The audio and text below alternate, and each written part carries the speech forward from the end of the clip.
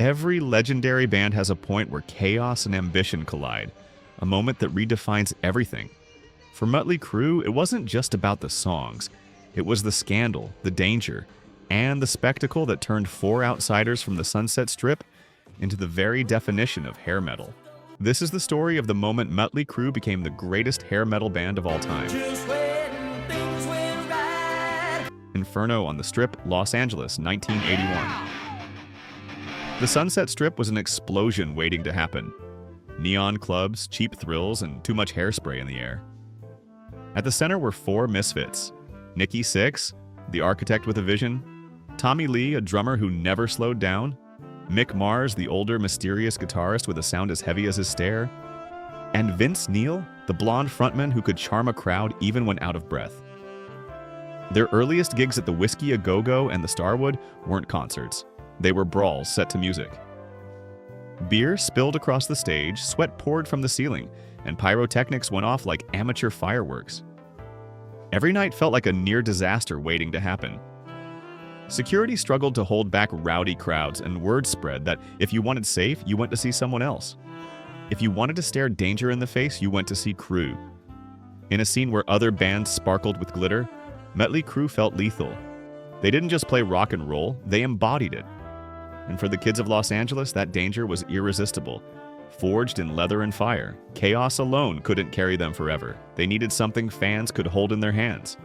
So with scraps of money and sheer stubbornness, they recorded their debut, Too Fast for Love, in late 1981 and pressed just 900 copies on their own Lethur Records. It wasn't clean or polished, that was the point. Songs like Live Wire and Take Me to the Top bottled the Strip's reckless spirit, fast, hungry, and dangerous. Word spread fast. Kids passed the album hand to hand until the buzz was too loud to ignore. Elektra Records stepped in, re-released the album in 1982, and gave Mötley Crüe a national stage. To fans, it felt like their secret band had just been unleashed on the world. The sound was still raw, but now it had backing. For a generation hungry for something dangerous, Crüe became the name whispered in every locker room and blasted from every beat-up car speaker. The Misfits had just kicked the door wide open, shouting at devils, shaping a generation. With a label behind them, Mötley Crüe went bigger and darker. In 1983, they dropped Shout at the Devil, and from the first notes of Looks That Kill, it was clear this wasn't glam rock fluff. The leather, spikes, and pentagrams made parents furious and critics nervous, which only fueled MTV. The videos were outrageous, the riffs sharper, the image dangerous. Almost overnight, they went from hometown heroes to national villains. Religious groups tried to ban them, but teens bought tickets faster than ever. Arenas filled, MTV couldn't stop spinning their clips, and controversy turned into currency. By now, kids weren't just listening to Crüe. They were dressing like them, copying their look, and defying their parents. Shout at the Devil wasn't just an album, it was a cultural lightning strike. Shout at the Devil didn't just sell, it gave hair metal a face, and that face was Mötley Crüe, when tragedy made them untouchable. In December 1984, Vince Neil crashed his car after a night of drinking. His passenger, Hanoi Rocks drummer Nicholas Razzle Dingley, was killed. Others were badly injured. Neil was sentenced to jail time, probation, and millions in restitution. The headlines were brutal. Overnight, the band became the poster boys for rock excess gone too far. By all logic, it should have ended them, but instead the tragedy deepened their outlaw image. Fans didn't turn away, they leaned in. To their audience, Mötley Crüe weren't cautionary tales. They were anti-heroes living on the edge. Every tabloid photo, every courtroom appearance, only fed the myth. For better or worse, Crüe weren't just musicians anymore. They were symbols of recklessness, and kids adored them for it. The myth only grew darker, and so did the legend. A ballad that broke the rules. After the crash, most assumed the band was finished.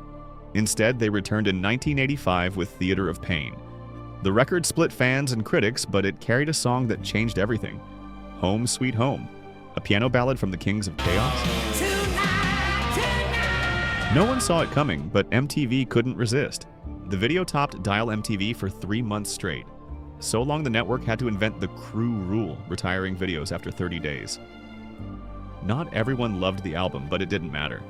For the first time, Mötley Crüe had a song that reached beyond the strip, beyond metal, even beyond controversy. They had gone universal, and that gamble rewrote the hair metal playbook. Living loud, burning bright. By 1987, Mötley Crüe weren't just surviving scandals, they were thriving on them.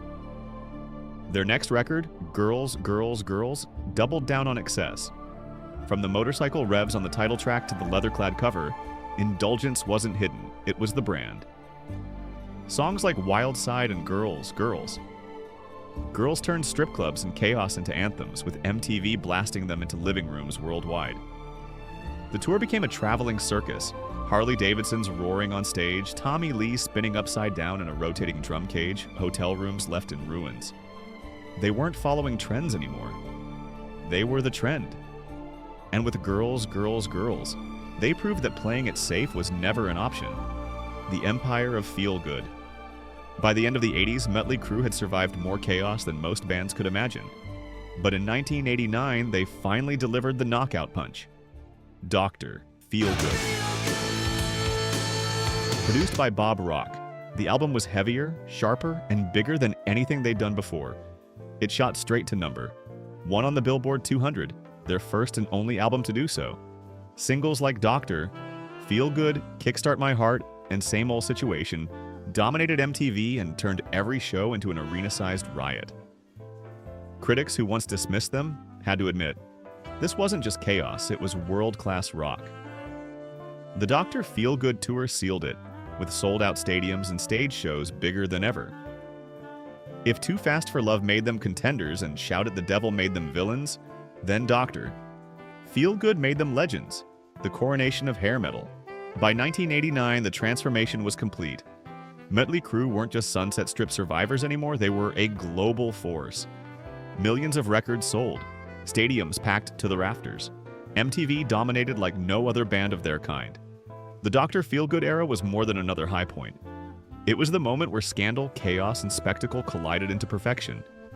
Every controversy survived, every gamble taken, every riff unleashed had built to this. Picture it.